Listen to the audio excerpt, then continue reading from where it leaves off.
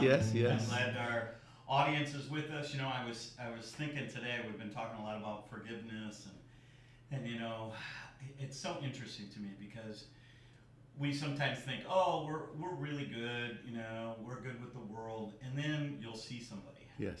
right? I have a friend who says, if you walk into a room and you see somebody and you feel like your heart like jumps through your throat and you feel just all of a sudden unsettled inside, that he would say to you, well, you've probably got a resentment against that person or a grudge, right? So how does forgiveness and resentment and grudge, how does all that kind of come together? Ultimately, we're talking about a life of freedom. All of us want that freedom. I don't think anybody wants to live holding and grudging, not having a good night's sleep, and anger, frustration. I don't think really people want that. They want freedom. But what we don't realize, freedom doesn't come from outside, but it comes from inside. Because I like this verse in the scriptures, John 8:36. He says, so if the Son makes you free, then you are unquestionably free. Amplified version. I love that, Bob, because it reminds us that we're all created by God to be free in God. No one is born to be a prisoner. Ask anyone, do you like to be a prisoner of whatever it may be, right? Nobody wants to do that, but yet we do live not living the life that God has designed us to be. And that's our challenge this hour as we talk about this issue of saying, why do people have this inside their lives? Why do people don't realize that it's not the things that we have. You have 5-bedroom, 6-bedroom home, 2-bedroom. It doesn't matter. It's not about the things, but I think it's about the inside of a person that needs to be free. Isn't it amazing that Christians and non-Christians alike have to kind of deal with this idea of uncomfortableness, a grudge, a place of unforgiveness, and how the world doesn't, the world will tell you, well, if it didn't hurt anybody, let it go, right? We'll do another series on let it go in the future, but there is that moment for us as Christians, to be whole and to be more like Christ. We don't get to let it go. Yes. We've actually got to walk through a process of forgiveness. When you said that word uncomfortable, that's so true. Many people, somebody said this, I don't remember exactly. When you are a half Christian, it's more frustrations for your life. Well, how true, right? As I look at someone and I think, oh my gosh, they shouldn't do that. You almost have all the guilt of a sin, but you have none of the relief of knowing Jesus, right? Yes. And you have all the guilt of unforgiveness and no way to get rid of it. Oh, yes. Man, that's a great statement. And so the frustrations for most people is, that I believe in the Lord, I believe in God, whatever you call, that's fine. But yet your life is so much uncomfortableness in your life. And today we just want to address this to our friends and our, all those who are watching us. And we want to say that, really live a life of freedom. That's the intention of God's plan for our lives. Whom the Son sets free. I mean, this verse is in the scriptures reminding us God wants us to be free. You need to be free. Don't live a half life of frustration. We all go through in life, Bob. We all have people talk bad, against. You and I have all this. More so as a pastor, you face these challenges from, the whole congregation sometimes half the congregation, sometimes our friends, families. And you have to be just by yourself and assess what's going on in your life.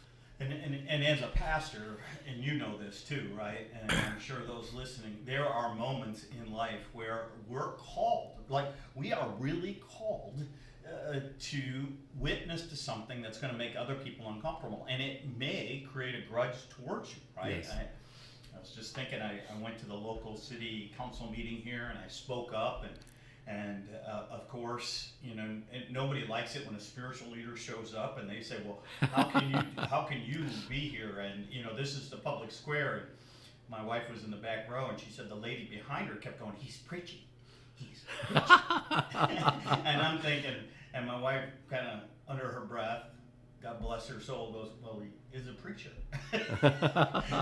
and it kind of goes away, and then there was an article written, and you're thinking, okay, the article didn't say everything I said, which is typical of Typical. right? Exactly. And then afterwards, underneath it, the comments were all very unchristian, right? And in the past, that would rile me up. Yes. Right? Yes. Yes. Right? There you go. And I think that's part of the grudge. Yes. Right? You get the grudge, and then you want revenge. Yes. You're going to jump back into it. And this time, it wasn't me who wanted the revenge. It was my wife who read all these comments, and she's like ready to be tied. And I was like, no, as a Christian, this is expected. Yes. That when we say things that are truth, Yes. that they will cause other people to respond. And that may be a grudge on their part. And then when I get one, I've got to ask myself, is this something God wants me to hear? Yes. Right? Yes. And you know, how many times do we see the world and it's publicans, it's people in office kind of regale against what is truth. Yes. Right? Is there any stories in the Bible about? It's such a powerful illustration you gave. You know, you're a messenger, okay? This is what your passion is. This is what God asked you to do. You're a community leader. You're not just a leader for a few members of your church or hundreds of members of your church. You belong to the community, to the world. Ultimately, your call is not just for a confined group of people. You live in this community. You have to help the community. You're a messenger, and people want to shoot you down. There's a classic story in the Bible. Mark chapter 6 talks about that. Herod the king, Herodias. Oh, yeah. What a powerful story this is, you know. And this poor guy was just an ordinary preacher. And he said, what you're living is wrong. He just says, this is what the law says. He didn't say anything that his feelings. He didn't say that, you know, I don't like the way you're living. He didn't say that. He said, this is against the law. Herod was convicted. This woman got angry. And I tell you, the story of this is a powerful passage. And I'll just read one verse, you know, just to show that the anger she has. John had been saying to Herod, it is unlawful. So he's telling to Herod, it's unlawful for what you're doing, the way that you're living. He's a messenger. All right? Here's verse 19. So powerful. So Herodias nursed a grudge against John. He's talking to Herod, the king, Right. and she's angry because she is feeling the guilt and the pain. What an illustration. You know, you stand there on behalf of the community. You're saying, I feel this. God wants us to help the broken, the fallen, and everybody else along the line. Right? That's a challenge. Absolutely. It's like John the Baptist. Nobody wants to talk, but when you talk, he's preaching, he's doing this, and then so many people write against you, whatever they've written. But you're just a messenger. You could easily join the club and say, yes, I'm against it, and probably you'll be very popular for that. But sometimes when you take a stand against wrong, it's unpopular stand. And we're telling all of our audience, including ourselves, you know, it's not about telling someone, we need to practice a life of freedom. Yeah. That's a life of freedom when you can stand and say, this is not right. And then there's the flip side to, you know, you give a grudge or you get a grudge. Yes. Right? And at some point, we have to look, if you want a life of freedom, to have a grudge means there's something inside me that's upset. Yes. And as a Christian, I have to ask, is this of God Yeah. or is this of me? You know, because many times, let's be honest, it's about something within me you. that got hurt. Yes. And so I'm going to get them. When in reality, if I would let go and access the freedom God gives me to internally look within myself and go, is this something God pointed out? You know, I always think of the scriptures where Old Testament, you know, why did you send the Philistines against us? Why did you send this group against us? And God just kind of looks down and goes, well, I had to use them to get your attention, right? Yes. The whole Israel nation needed to get conquered and to continue to have to rely on God because God would send them as a way for the nation to reflect. And in a personal standpoint, I have to do that too, Yes. right? When I get upset, is this really of me or is this something God's trying to point out in me? Yes. And if I want to be free, Yes. there's both sides of that coin. Correct.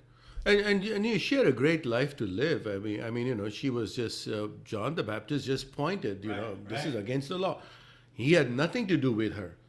But I want to just close this time by reminding people the word nursed.